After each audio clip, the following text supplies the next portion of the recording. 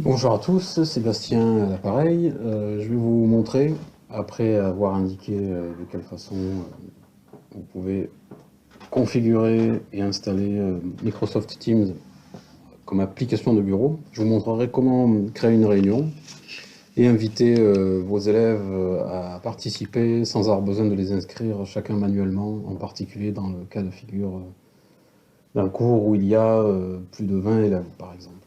Alors, pour installer Microsoft Teams, il suffit de se rendre sur lecnam.net et après s'être identifié, eh bien, vous arrivez sur la page d'accueil de lecnam.net. À ce moment-là, vous pouvez cliquer sur la petite enveloppe qui se situe juste à côté de votre nom. À ce moment-là, vous allez atterrir vers Outlook. Pour retrouver l'application Teams à partir de Outlook, si vous cliquez sur le petit carré en haut à gauche à côté du logo Lecnam, à ce moment-là, vous allez avoir la liste des applications disponibles, les plus utilisées, ou les applications phares. Microsoft Teams se situe ici. Et donc là, si en cliquant à nouveau sur Microsoft Teams, vous allez sur la page de l'application en ligne, celle que l'on peut faire fonctionner via son navigateur. Mais il est recommandé d'installer directement l'application pour avoir la possibilité d'organiser une visioconférence on va dire de manière un peu plus facile, rapide, surtout si c'est quotidiennement. Donc là, j'ai un écran qui m'invite à télécharger l'application. Quand c'est le cas, je clique sur ce lien. L'application Teams se met directement dans les fichiers téléchargés sur le poste de travail. Il suffit que je lance ensuite l'installation et ça se fait très bien. Et ensuite, on a l'applicatif qui est, je dirais, l'application de bureau qui se met en place.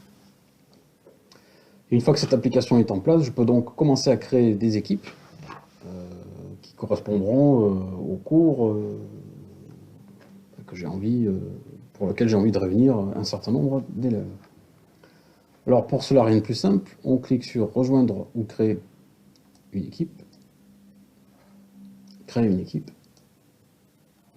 Je fais un commentaire rapide. Rejoindre une équipe à l'aide d'un code, ça c'est ce que les auditeurs feront pour que vous n'ayez pas besoin de les inscrire manuellement, et je vous montrerai comment on doit créer un code à l'intérieur d'une équipe à distribuer auprès des auditeurs pour que ceux-ci puissent rejoindre facilement un code que vous publierez sur Moodle par exemple. Donc je crée une équipe. Là, il y a 4 modèles d'équipe à choisir. Il suffit de prendre le modèle le plus simple qui est le modèle autre, pas le modèle classe parce qu'il a des outils redondants avec Moodle, donc c'est pas tellement utile de mettre des projets de groupe, des devoirs, etc., sachant que ces applications-là existent déjà à l'intérieur de Moodle. Donc on va cliquer sur autre. Et à ce moment-là, on va garder ce groupe privé, évidemment, puisque vous allez inviter qu'un certain nombre voilà, d'auditeurs pour constituer la classe. Et si vous avez plusieurs classes, ben, voilà, vous ferez, en fonction de la liste des élèves, vous leur envoyez ça directement à l'intérieur de Moodle et ça se fera tout seul.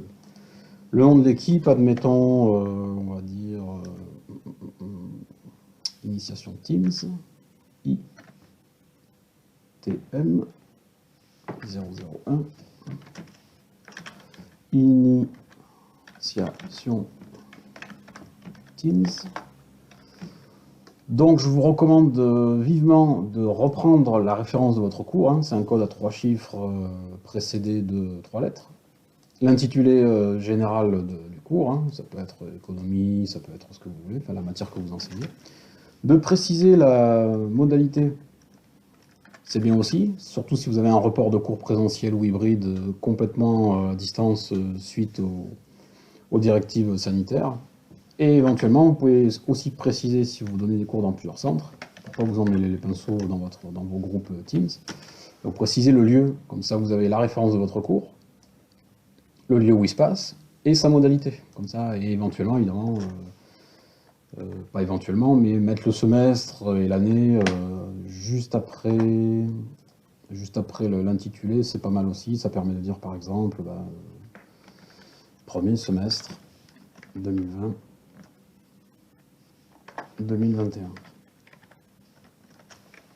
Comme ça, pour les auditeurs, c'est peu probable qu'ils se trompent s'ils suivent plusieurs cours. dans la semaine, et pour vous également en tant qu'enseignant, vous aurez moins de facilité à vous tromper si la référence du cours, son intitulé complet, le moment où il se passe, premier semestre, son année, son lieu attribué physiquement par rapport à un centre ou pas, et sa modalité. On continue, et à ce moment-là, voilà, l'équipe est en train de se créer. Et alors là, ce qui se passe, c'est que vous pourrez rentrer un par un l'ensemble de vos auditeurs. Alors, si vous n'en avez pas beaucoup, vous avez un groupe de moins de 10 personnes, ça peut être bien de le faire. Mais si vous en avez plus de 20, voire 80, etc., les rentrer un à un, ça va être trop fastidieux. Donc on va ignorer cette étape en considérant, voilà, vous allez automatiser l'entrée à l'intérieur de votre groupe Teams. Donc voilà, la réunion est créée.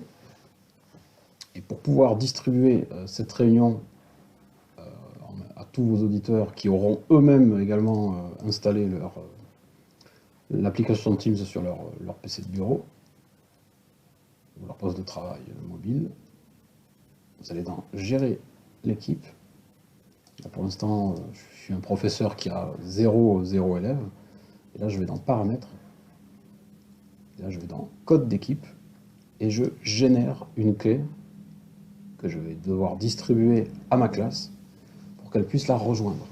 Ça se fait automatiquement, c'est-à-dire que ça vous évite d'avoir des confirmations si vous distribuez que le lien. Voilà. Là, avec ce code-là, vous le mettez dans votre cours Moodle, et vous dites j'ai une salle de visioconférence dans Microsoft Teams que je vous invite à rejoindre tel jour, telle heure, comme convenu. Ça, voilà, le fait d'organiser ça en fait à travers Teams n'empêche pas de donner des informations pour que les gens puissent synchroniser le rendez-vous, évidemment, à partir de Moodle et de leur messagerie.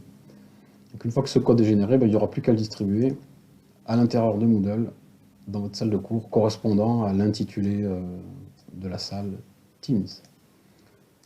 Je précise que lorsque vous créez une équipe, il vaut mieux créer une équipe par cours, pour éviter d'avoir, voilà, à chaque fois vous aurez un code différent, et il y aura donc, une salle différente. Et vous utilisez à chaque fois le canal général, pas la peine de créer des sous-canaux, c'est une complication pour rien. Un cours égale une équipe. Donc si vous faites 6 cours, vous avez 6 équipes Teams. Si vous en avez que 2, 2 équipes Teams, etc. etc. Voilà, j'espère que cette première approche de Teams vous aura plu. Et là, je passe tout de suite au segment sur la visioconférence à l'intérieur d'un groupe Teams. Donc on a vu tout à l'heure comment installer et comment créer un groupe en faisant la liaison entre Moodle et Microsoft Teams. Et maintenant, on va voir comment, une fois que les gens ont bel et bien se sont bien inscrits à votre groupe, en ayant tapé le code, vous leur avez donné le code, et eux ils auront dans ce carré-là rejoindre une équipe à l'aide d'un code, vous leur donnez le code, ça leur permet donc de rejoindre le groupe que vous avez créé. Si ils ont 6 cours à suivre au cours du semestre, ils rejoignent 6 équipes, si les 6 enseignants construisent des groupes Teams, évidemment. Donc, une fois qu'ils sont arrivés à l'intérieur de leur espace, il suffit de leur dire bonjour, nous allons démarrer la visio. Nous démarrons la visio. Nous démarrons la visio. Et quand vous publiez un message, vous avez la petite caméra. Alors bien sûr, il faut avoir son micro-casque ou sa webcam branchée. Et là, vous pouvez faire instantanément démarrer une réunion. Là, dans mon cas, ma caméra est branchée, le micro aussi. Je fais rejoindre maintenant.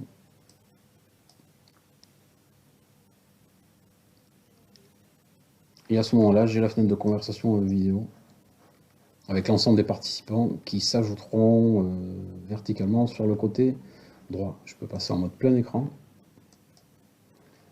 Et je peux même, je crois, enregistrer la vidéo si je souhaite leur offrir une archive quelconque. Il se trouve que maintenant, la règle a changé. Avant, dans Teams, quand on enregistrait une vidéo, elle s'archivait directement dans, je crois que c'était l'application Stream. Et aujourd'hui, il faut la récupérer dans le fil de conversation. Donc je vous montre comment on fait quand on démarre l'enregistrement. Voilà, je démarre un petit enregistrement, je vais faire un enregistrement de 5 secondes. Je vais ensuite arrêter l'enregistrement. J'arrête l'enregistrement. Et quand je quitte la réunion, après avoir remercié les auditeurs de m'avoir suivi, d'avoir suivi le contenu de cet échange, j'ai cette petite flèche qui me dit que je peux télécharger localement la vidéo, sinon ça expire dans 20 jours.